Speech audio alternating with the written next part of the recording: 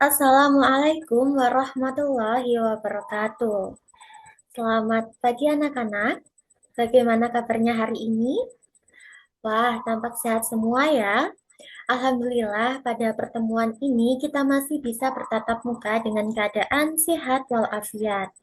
Nah, anak-anak, sebelum kita memasuki pembelajaran, alangkah baiknya kita bersama-sama berdoa agar ilmu yang didapatkan pada pertemuan kali ini bisa menjadi ilmu yang barokah, serta alur pembelajaran dapat berjalan dengan lancar tanpa ada kendala yang berarti.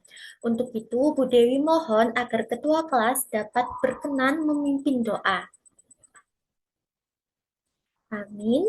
Sebelum lanjut pada pemaparan materi, apakah ada yang hari ini izin karena alasan tertentu?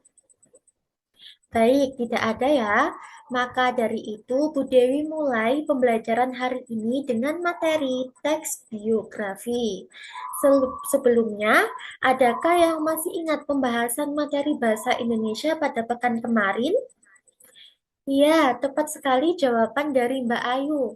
Pekan kemarin kita sudah membahas mengenai teks deskripsi. Nah, pada pertemuan hari ini kita akan membahas secara tuntas apa itu teks biografi. Namun, sebagian orang menganggap bahwa teks deskripsi dan teks biografi merupakan teks yang sama nih. Adakah dari kalian yang beranggapan demikian? Wah, ternyata banyak ya yang menganggap bahwa teks deskripsi dan teks biografi merupakan teks yang sama. Kira-kira mengapa kalian menganggap kedua teks tersebut sama? Mungkin bisa salah satu yang bisa mengemukakan jawabannya nih. Baik, Mbak Ilavi berpendapat bahwa baik teks biografi dan teks deskripsi sama-sama mendeskripsikan tentang seseorang. Mungkin ada pendapat yang lain? Wah, semua berpendapat sama ya. Baik, untuk menjawab semua kebingungan kalian, mari kita bahas tuntas mengenai teks biografi. Oke, tetapi sebelum kalian mendengarkan pemaparan dari Bu Dewi mengenai teks biografi, di sini Bu Dewi akan menyampaikan tujuan pembelajaran pada pertemuan hari ini. Nah, tujuan pembelajaran pada poin pertama yaitu setelah disajikan teks biografi, peserta didik mampu menganalisis struktur dan kaidah kebahasaan teks tersebut secara tepat dan benar. Tujuan pembelajaran yang kedua yaitu setelah disajikan teks biografi, peserta didik mampu menjelaskan sikap keteladanan dari tokoh dalam teks tersebut yang dapat diamalkan dalam kehidupan sehari-hari dengan alasan yang logis. Kemudian tujuan pembelajaran yang poin terakhir yaitu setelah disajikan data pribadi seorang tokoh dalam bentuk poster, peserta didik mampu memproyeksikan informasi yang terkandung di dalamnya menjadi teks biografi berdasarkan struktur teks tersebut secara runtut dan logis. Nah, setelah kalian mengetahui tujuan pembelajaran pada hari ini, sebagai pembuka, Bu Dewi ingin bertanya pada kalian semua nih.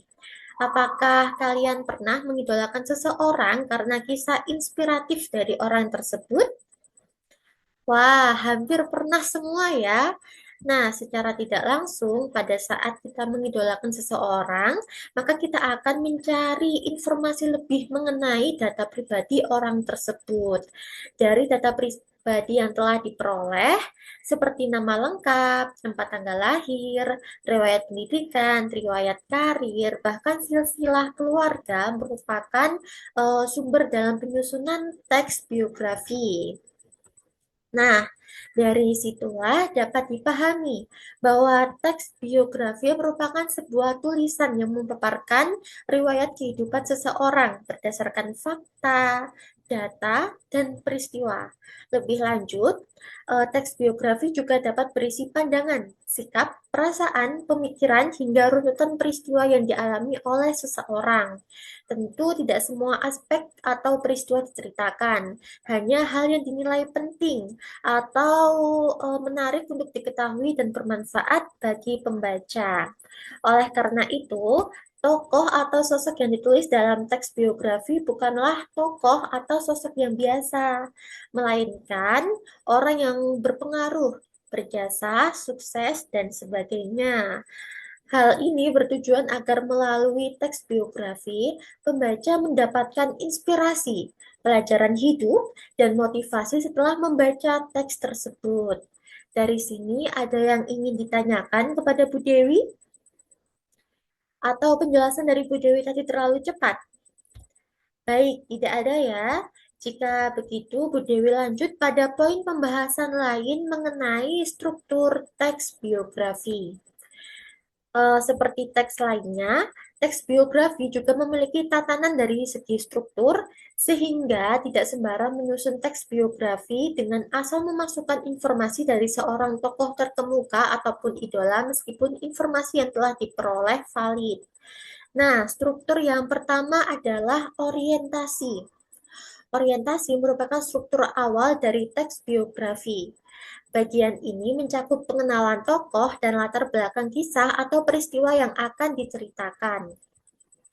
Orientasi berfungsi untuk memudahkan pembaca dalam memahami informasi dasar mengenai tokoh yang akan diceritakan.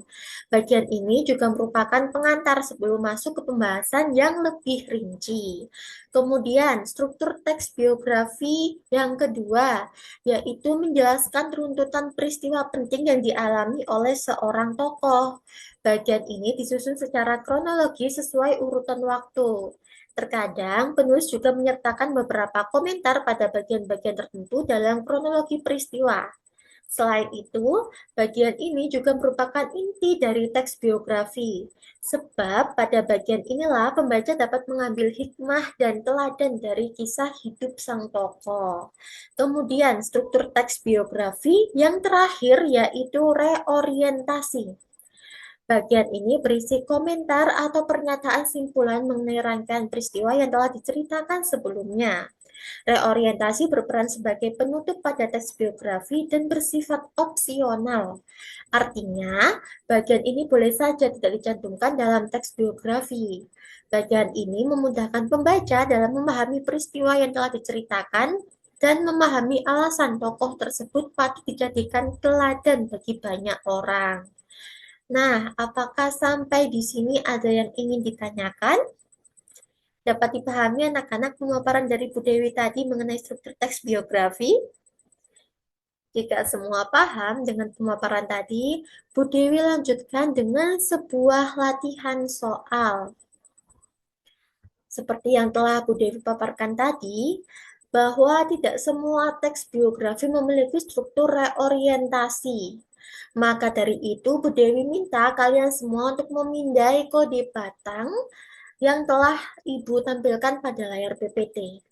Dalam kode batang tersebut terdapat dua teks biografi singkat tentang Raden Ajeng Kartini dan Bapak Muhammad Hatta Nyana. Dari kedua teks tersebut, analisislah paragraf mana yang termasuk struktur reorientasi disertai dengan alasan mengapa kalian memilih paragraf tersebut. Nah, selain memilih paragraf mana yang termasuk reorientasi, kalian juga bisa menentukan paragraf lain yang tidak termasuk reorientasi itu dimasukkan dalam paragraf orientasi ataupun runtutan peristiwa. Nah, apakah dapat dipahami instruksi dari Bu Dewi? Baik, paham semua ya. Jika begitu, Bu Dewi berikan waktu 15 menit untuk mengerjakan. Wah, ternyata sudah 15 menit. Sudah selesai semua? Baik, sudah ya. Selanjutnya dari hasil pengerjaan kalian, mari kita koreksi bersama-sama. Mungkin ada salah satu yang ingin berpendapat mengenai hasil yang telah ditemukan terhadap penugasan tadi. Oh, ada banyak sekali ya yang ingin mengungkapkan jawabannya mengenai penugasan tadi. Baik, Bu Dewi pilih salah satu ya. Mbak Ilavi, silakan untuk mengemukakan hasilnya.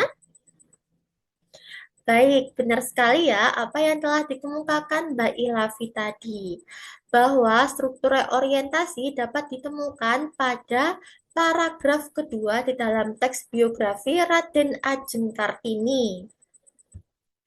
Nah, Paragraf pertama merupakan struktur orientasi karena berisi pengenalan tokoh. Nah, yang paragraf pertama ini yang Ibu warnai dengan tulisan warna putih merupakan teks orientasi atau paragraf orientasi ya, teman-teman. Kemudian yang paragraf Bu Dewi warnai dengan warna hitam yaitu paragraf reorientasi. Nah, dari sini apakah ada yang ingin ditanyakan atau disanggah nih? Baik, tidak ada ya. Lanjut ke teks yang kedua, di mana teks biografi mengenai Muhammad Hatta nih teman-teman. Semua sudah membaca? Baik, sudah ya.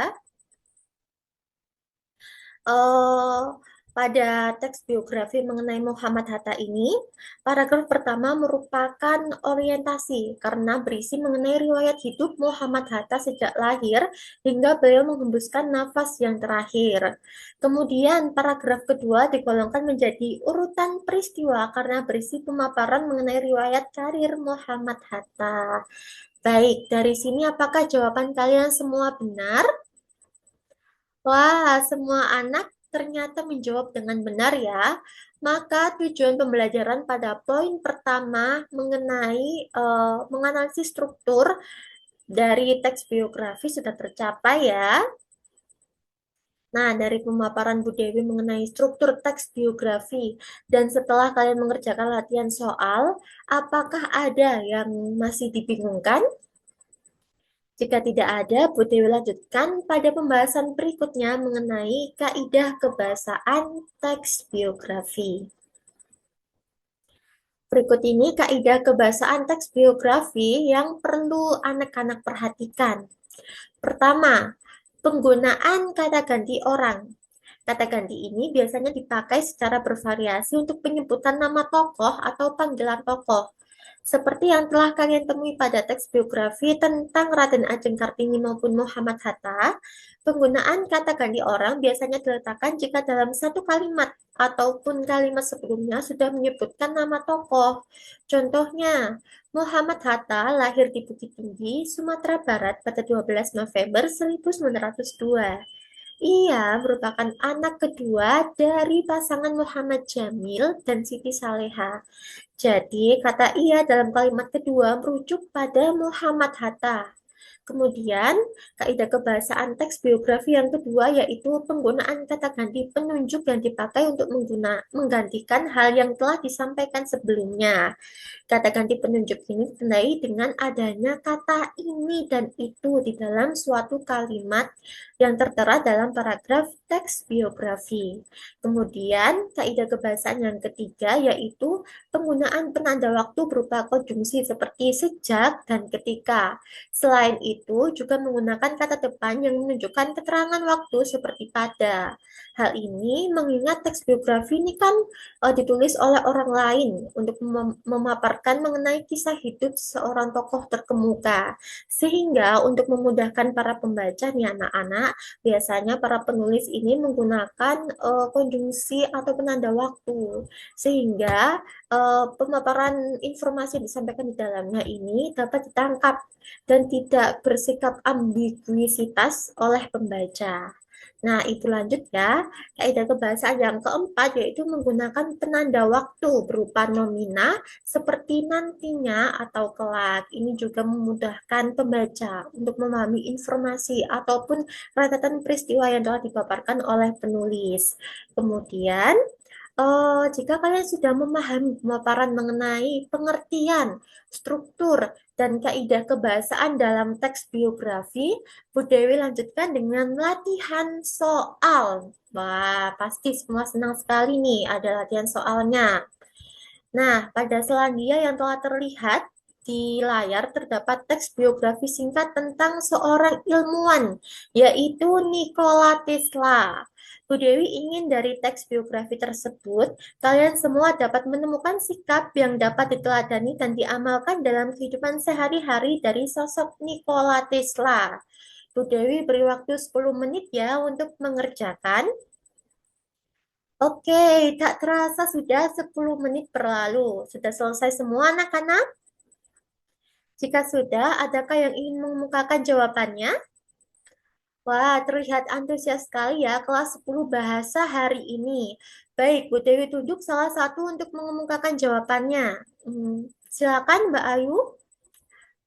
Wah, benar sekali apa yang telah dikemukakan oleh Mbak Ayu, bahwa sikap yang dapat diteladani dari sosok Nikola Tesla adalah pantang menyerah. Sebab dalam sebuah kehidupan kegagalan adalah hal yang wajar. Semua orang pasti akan mengalaminya, sehingga diperlukan sikap gigih dan pantang menyerah untuk menggapai apa yang menjadi harapan kita. Kemudian, apakah ada jawaban yang lain nih dari anak-anak mengenai sikap yang harus diteladani dari sosok Nikola Tesla? Wah, hampir semua mengemukakan hal yang sama ya. Oke, karena pada latihan kedua jawaban yang telah ditulis benar semua, maka tujuan pembelajaran pada poin kedua mengenai kisah inspiratif dari seorang tokoh terkemuka tercapai ya. Wah, tidak terasa tujuan pembelajaran pada poin pertama dan poin kedua sudah terlewati.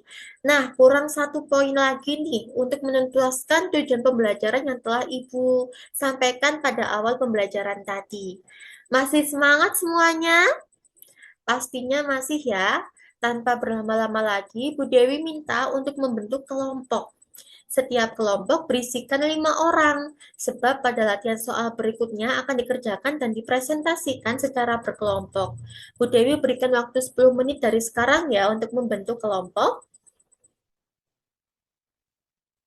Sudah anak-anak? Jika sudah, silahkan menyusun teks biografi berdasarkan informasi yang sudah terkandung dalam poster. Kalian bisa berdiskusi dengan kelompok yang telah dibuat untuk memudahkan dalam penyusunan. Bu Dewi beri waktu 15 menit dimulai dari sekarang ya. Wah, sudah selesai semua? Jika sudah, maka silahkan presentasi hasilnya secara bergiliran. Kemudian, kelompok yang tidak presentasi dimohon untuk mendengarkan dan bertanya, menyanggah, atau memberikan saran dan kritik kepada kelompok menyaji. Presentasinya dimulai dari kelompok terakhir ya, kelompok 6 hingga kelompok 1. Wah, setelah Bu Dewi dengarkan presentasi dari setiap kelompok, kalian sudah piawai dalam mengolah informasi menjadi teks biografi. Tepuk tangan untuk kalian semua. Sebelum Ibu akhiri, bagaimana perasaan kalian setelah melewati pembelajaran kali ini? Wah, tampak gembira sekali ya. Sekali lagi, jika kalian merasa gembira, adakah yang ingin menyampaikan ulasan dari pemaparan yang telah disampaikan Bu Dewi tadi? Baik, Mbak Ayu, silahkan. Nah, anak-anak, seperti yang sudah disampaikan Mbak Ayu tadi, bahwa teks biografi tidaklah berisikan mengenai riwayat hidup seorang tokoh saja, melainkan juga dapat berisi pandangan dari seorang penulis dalam menilai tokoh yang telah diulas dalam teks biografi. Tadi anak-anak kan sudah mendengarkan pemaparan teks biografi dari Bu Dewi dan ulasan materi yang telah disampaikan oleh Mbak Ayu. Kira-kira apakah pertanyaan yang kalian bingungkan pada awal pembelajaran tadi sudah terpecahkan? Ataukah sudah lupa nih dengan pertanyaannya? Oh, ada yang ingat, Mbak Ilavi. Bisa dikemukakan mengenai pertanyaannya dan jawaban menurut Mbak Ilavi. Wah, beri tepuk tangan untuk Mbak Ilavi. Benar ya anak-anak, apa yang telah disampaikan Mbak Ilavi tadi, bahwa teks deskripsi dan biografi merupakan dua teks yang berbeda. Perbedaan yang paling menonjol di antara keduanya terletak pada objek yang dibahas. Jika teks deskripsi berlingkup pada pemaparan atau penggambaran mengenai tempat wisata, kuliner, benda maupun manusia, sedangkan teks biografi ruang lingkupnya hanya membahas mengenai seseorang yang dinilai patut untuk dijadikan panutan atau role model karena perjalanan hidup yang telah dilaluinya. Nah, dari sini bisa dipahami ya mengenai perbedaan kedua teks tersebut. Jika sudah, Bu Dewi silahkan untuk ketua kelas mengakhiri pembelajaran pada hari ini. Baik, demikian pemaparan materi dari Bu Dewi. Wassalamualaikum warahmatullahi wabarakatuh.